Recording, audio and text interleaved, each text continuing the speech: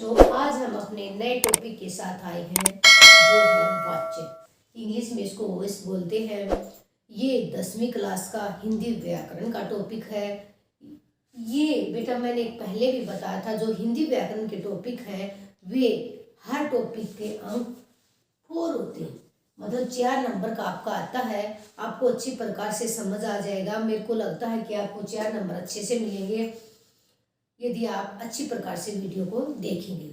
वाच्य बिल्कुल आसान साधारण तरीके से हम समझाएंगे, बहुत ही इजी है ये यदि हम इसको ध्यानपूर्वक समझेंगे, क्योंकि हमने इसका वॉइस इंग्लिश में भी पढ़ रखा है, वही ट्रांसलेट इसकी हिंदी में होती है वाच्य। वाच्य अब सबसे पहले हम देखेंगे कि वाच्य होता क्या है।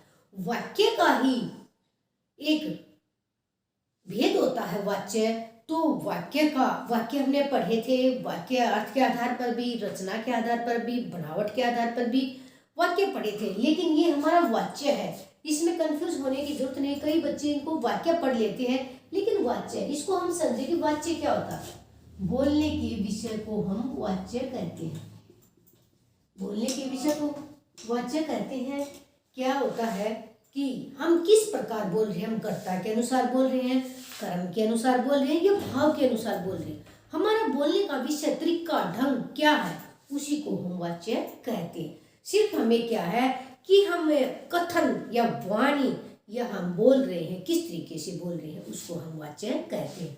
उदाहरण के तौर पे देखो, मैं पढ़ा रही हूँ, ये वाच्य। क्या करेंगे कि मैं पढ़ा रही हूँ, मैं हूँ यहाँ पर कर्ता का, पढ़ा रही हूँ क्रिया है, तो ये क्रिया क्या काम कर रही है, मैं पढ़ाने का कार्य कर रही हूँ।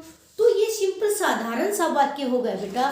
तो यहाँ पर सिंपल साधारण वाक्य है कि मैं अपना कार्य स्वयं कर रही हूँ, कि मेरा कार्य है, मैं अपना कार्य स्वयं कर रही हूँ, तो ये मेरा बोलने का विषय है। तो मैं करता हूँ यहाँ पर प्रधान है, हमारा हम है, हम कर्ता के अनुसार काम करवा रहे हैं कि हम कर्म के अनुसार करवा रहे हैं या हम भाव के अनुसार। 3 प्रकार के होंगे, हम समझेंगे। हमारे वाच्य सबसे पहले समझा था हमारा बोलने का विषय, हमारा वाणी, हमारी आवाज, हमारा स्वर किस तरीके से, किस ढंग से कार्य कर रहा है। अब इसके 3 है। सबसे पहले हम करेंगे कृतवाच्य, दूसरे नंबर पे हमारा कर्मवाच्य,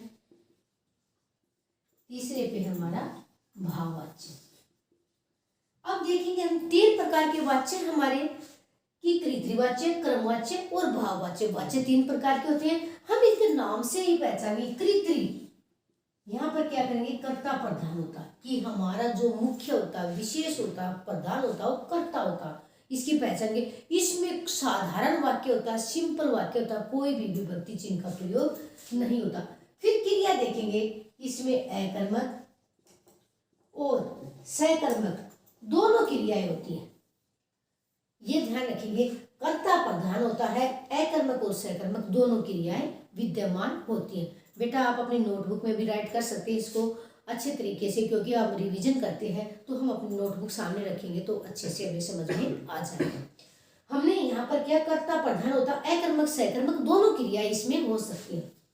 कर्मवाच्य में हमने नाम से ही पता होना चाहिए, कर्म प्रधान होता, लेकिन कर्म जहाँ प्रधान होएगा वहां पर तो सकर्म क्रिया होगी। अकर्मक क्रिया में तो प्रधान कर्म नहीं होता, कर्म होता ही नहीं है कर्मक में। तो यहाँ पर कर्म है तो उसके नाम से हमें पता चलेगा कि यहाँ पर सकर्मक क्रिया होगी। से या के द्वारा या द्वारा विभक्ति चिन्ह का प्रयोग होएगा। अभी ये पहचान हमारे लिए, कर्म प्रधान होएगा, सकर्मक क्रिया होगी, से या के द्वारा या अकेला द्वारा विभक्ति चिन्ह का प्रयोग होएगा वाक्य के अंतर्गत।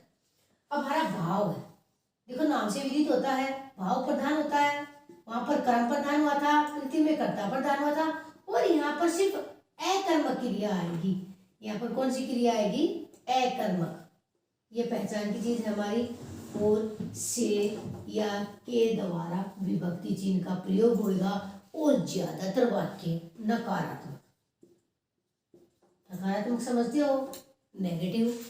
ज्यादातर वाक्यों में नकारात्मक चीज होगी, न या नहीं का प्रयोग होगा, कि उससे वह कार्य नहीं किया जा रहा।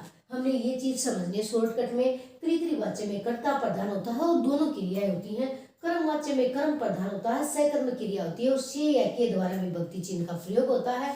भाववाच्य में भाव प्रधान होता है, अकर्म क्रिया होती है, से या के द्वारा विभक्ति चिन्ह का प्रयोग होता है। ज्यादातर से का प्रयोग होता है, यहाँ पर और नकारात्मक या नहीं का प्रयोग होता है। देखो हमारी जो बुक है उसमें 85% हमारा कर्तृवाच्य होता है।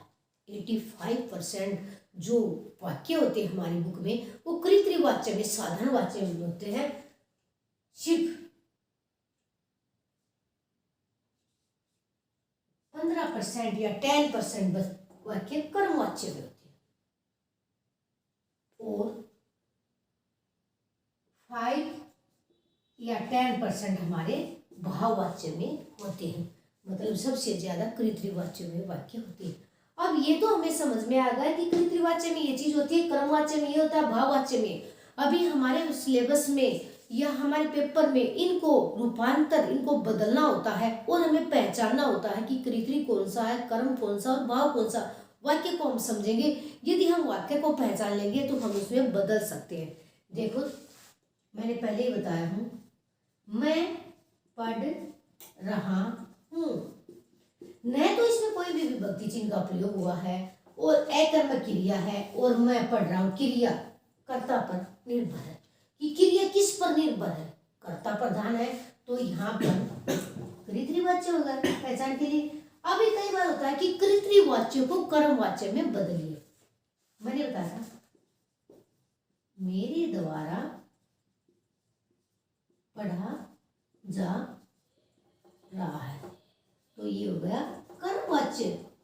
अभी मेरे द्वारा किया जा रहा काम, यहाँ तो कर्ता प्रधान था लेकिन मेरे द्वारा वह कार्य किया जा रहा है, उससे वह कार्य किया जा रहा है। इसको हम पहचानेंगे अच्छे तरीके से।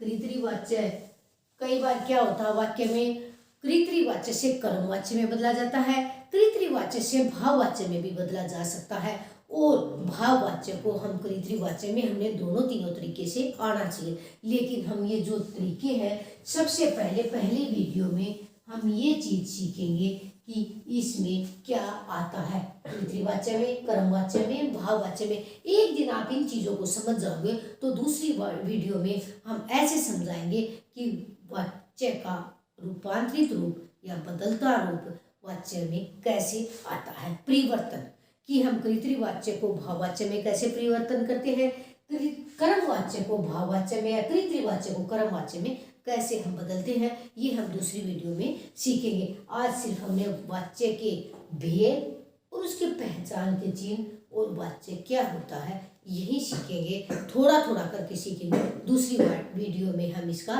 रूपांतरित रूप सीखेंगे। तो बेटा मेरे को लगता है कि आपको ये अच्छे तरीके से समझ में आ गया होगा।